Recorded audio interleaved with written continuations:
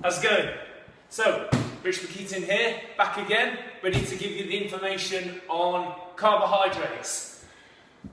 I don't really want to get into whether or not carbs are good or bad. What I'm hoping to do today is move beyond that and just look at what they actually are and how they apply to health. So first of all, let's talk about what carbohydrates are.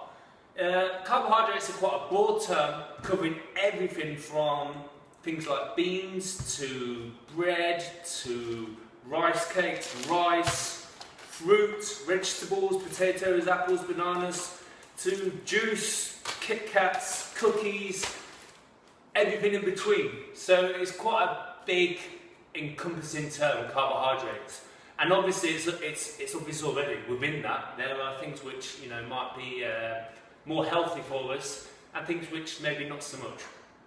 So these are the type of things we're talking about. We don't need to get into the biochemistry here because this is just a video about how they apply to health.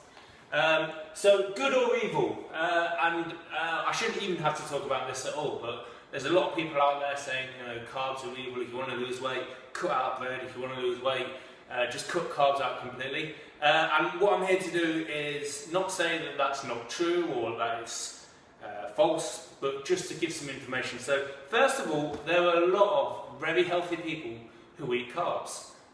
Some of the healthiest countries on earth, such as China, they eat a lot of rice, and they even have a saying, kind of a weird saying, which is a day without rice is like a beautiful woman with only one eye. Yeah, freaky, right? Also, a place like Papua New Guinea, they've got a diet very high in beans, and also Mexico.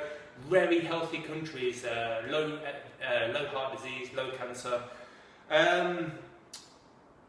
But that being said, there are also very healthy countries where people have no carbohydrates at all. There are, such as very cold countries. Thinking of the Inuits, they eat a diet mostly of just meat. People pretty much eat whatever they've evolved and happen to have within their vicinity. And the problem with modern times is, especially in the western part of the world, in England, we've got everything we want. We can get bananas in December, we can get bread all year round. We've got access to everything, and we've got it easily and quickly and cheaply. So are carbohydrates good? Are they bad? Well, first off, let's explore why people might think that they're bad. So when we consume carbohydrates, so whether that be an apple or a bit of pasta or bread or sugar, whatever it is, okay, first thing that happens is we release insulin. And what that does is it helps shuffle the carbohydrate, which has now been broken down into glucose, into either our muscle cells, or it gets used for our brains, because our brains use glucose, or if they're already full, if they've already got enough, then it can trigger lipogenesis, which is basically the production of fat. And this is what happens if we become overweight.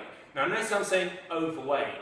What I'm not saying is eat too many carbs. If people become overweight, whether that's from too many calories from both carbs, fats, and proteins, and just eating too much food basically and not being active enough.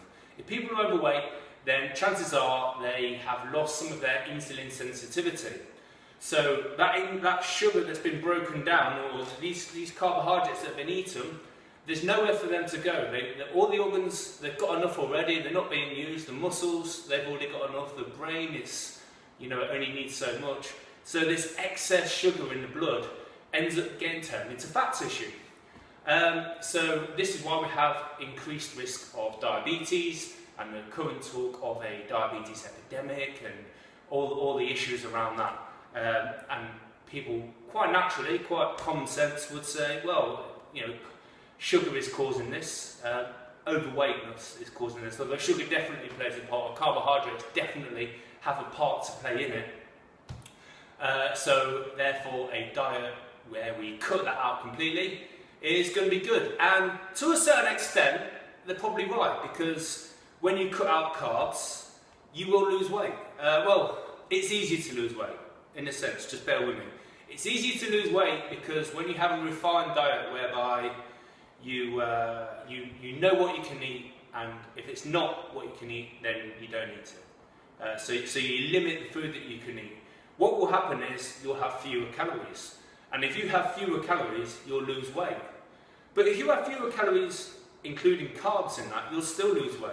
Regardless of whether or not you cut carbs, fewer calories will equal weight loss. It's not the cutting out carbs, it's the less calories. Now, I'm not saying that cutting out carbohydrates completely is a bad thing. I'm not saying it's a good thing. I'm just saying it's not the be all and end all. And one of the issues I do have with it is that when people cut them out completely, they end up demonising food. They end up saying that, you know, juice, Kit Kat, whatever, these are evil foods and you must not have them. And then when people do have them, because who wants to go the rest of their life without a Kit Kat or a cookie or whatever, then they end up feeling bad about themselves. They feel like they're given into this sinful, evil food, and that's not really the case. It's just food, and food is food, and we are people, and calories and all of that. We shouldn't get so caught up in it. One of the other issues I have is if we cut it out completely, there's a few caveats which might be an issue. So, lots of people lose weight successfully with carbs. The reason why they might lose weight is because it helps a bit with willpower. You're not likely to, like, these things here, and toast and most of the carbohydrates, they're easy to make, they taste really nice, and it's also easy to have too much of them. So it's getting the portions right becomes a lot harder when you're having carbohydrates in your diet. So if you cut them out, then getting your portions right gets a lot easier, because essentially you're just having, you know, vegetables and protein and fats. And you know, if you've got like a salmon and avocado, you know, there's only so much of that you're going to want to eat compared to chicken and some, you know, a whole boatload of pasta or a load of chips, potatoes, whatever.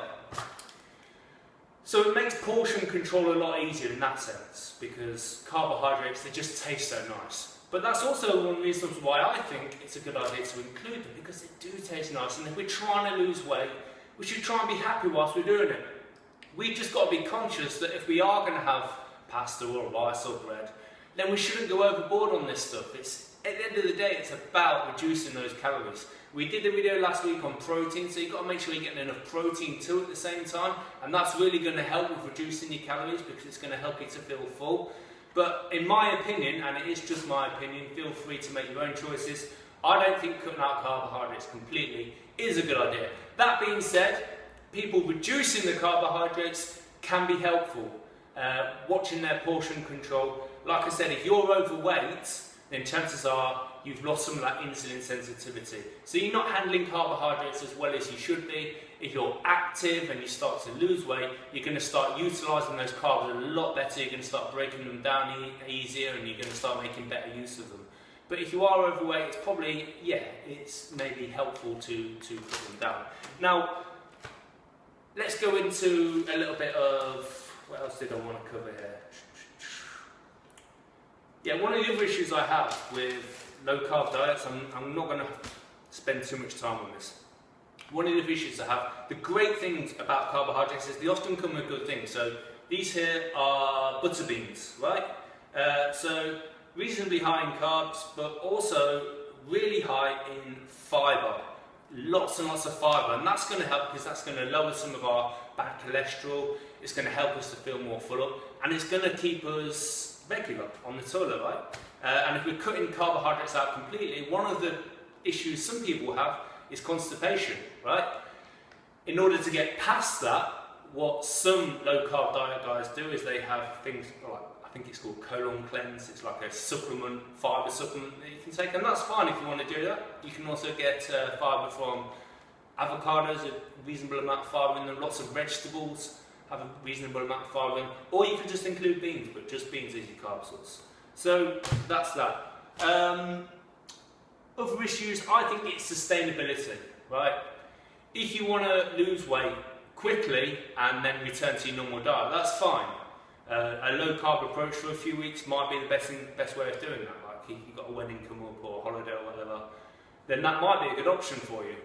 But bear in mind that when you return to eating normally, that's when the hard part's going to start. Because if you've not had any carbohydrates for a few weeks and then you put them back into your diet, all of a sudden it's like, really nice. You're going to overeat on that stuff, and you're going to be back where you started from. You'll put the weight back on quickly, and that happens time and time again, and I've seen it so often. Moving on, what types of carbs should we consume? So bread I'm going to talk about. So these are some white tiger bread cakes, really tasty, right? The problem is that what I talked about earlier, they're going to have less fibre in them. Now there's nothing wrong with this, it's just food, there's nothing wrong with any of this, but a better option might be whole grain bread, which is going to have a bit more fibre in it. It's probably not going to taste as nice, but because of that we're probably not going to have as much. It's also going to have a few more vitamins, a few more minerals. Other options, so I've looked at a few comparisons. So Bergen bread, for example, has about 50 calories less than certain brands of white bread. It has 5 grams of fibre compared to 1.6 grams of fibre, 6.7 grams of protein compared to, I think it was 2 grams of protein in one of the white breads that I saw. Where you get your porridge oats from, okay, they're not all created equally. Oats are very healthy in my opinion, great source of fibre again, but if you're having some of the packaged stuff which comes with syrup and so on, you're also getting a lot of sugar. Come slightly back to bread, should we just cut bread out? Okay, what I'm going to say on this is, if you struggle with portion control or self-control, then maybe it'll help. It's not because you're gluten intolerant, that myth has been disproved. If you do have a genuine thing like celiac or so on, then you'll probably know about it by now. If not, get it checked out if you've got a lot of irritable bowel syndrome or whatever. But gluten's not the issue. Some of the proteins, there might be certain bad responses, but we're not going to go into that right now. I think if you can have a couple of slices of decent quality bread in your diet, that's not a bad thing, but it's up to you. You've got to make your own choices in life. Things like rice, I've got the Uncle Ben's here, or it could just be that you get the better stuff, the kind of whole grain, takes a bit longer to cook, it's got a bit more fibre in it, whatever's going to suit you. This is just convenient, I know. And then obviously things like fruit. You know, it's not a good idea, I think, to cut out fruit or vegetables in any order, because they're going to help. They've got lots of stuff in it, lots of vitamins and minerals, which are going to help lower our cancer risk and going to help us to live a bit longer. And also, one of the key things, right? Should you or should you not have cookies when trying to lose weight? So this is part of the issue. If you can have like a small amount, then great. If you've got to have the whole packet because you just love them so much, then maybe just not have them for a bit. Just say, for a few weeks I'm not going to have sugary, chocolatey things. But if it helps you to feel happier, like you say, have a life or whatever, you know, you've cut your calories, you're feeling a bit hungry, you're missing out on food a bit. For some people, it can help just to have like something small, like a small Kit Kat. It's still lower within the calories. It's not a big issue. It's one small part of the bigger picture. So people need to make a choice on what approach they're going to take. I'm not going to say one's bad or one's good. It's up to the individual on what suits them. I think for me personally, if it's this time of year, I'd like to have a little bit of sugary stuff most days. Probably towards the summer, what I would like to do is maybe go a couple of weeks without any of the sugary processed stuff, and then I'll just have one day where I gorge, and then I'll go back to having a couple of weeks without that stuff again. But you've got to find an approach which works well for you. A couple more points I'll pick up on. So for example, potatoes. White potatoes, sweet potatoes, they're actually all good. There's not that much in it. It comes back again to portion control. A jacket potato is a really healthy, nutritious meal. There's lots of really great vitamins, great minerals, lots of fibre, really good protein content actually. Sweet potatoes generally have got a bit more fibre, a bit more vitamin A. White potatoes generally have a slightly bit more protein, but a lot less sugar. So it's horses for courses, and there's not really a clear picture. What the clearest picture is if you're going to eat healthy, you need to eat within your calorie range, you need to eat a diet where you've got lots of vitamins and minerals from nutritious food, from vegetables, from fruits. Make sure you're getting enough protein, make sure you're getting enough fibre, and then the rest is up to you, whether you have a little bit of junky food most days or a lot every now and then. Whatever works well for you, and everybody's got a different approach. Alright, I think I've just about covered everything I wanted to talk about there. Let me just check my little list that I made. Yeah, I think so. Right, thank you for watching my video. I hope you enjoyed it. I hope you found it useful. Any questions, then just hit me up, richard@mckeating.org, or go to my website, richmckeating.com. Check me out on social media and all the rest. And thank you for watching. Cheers!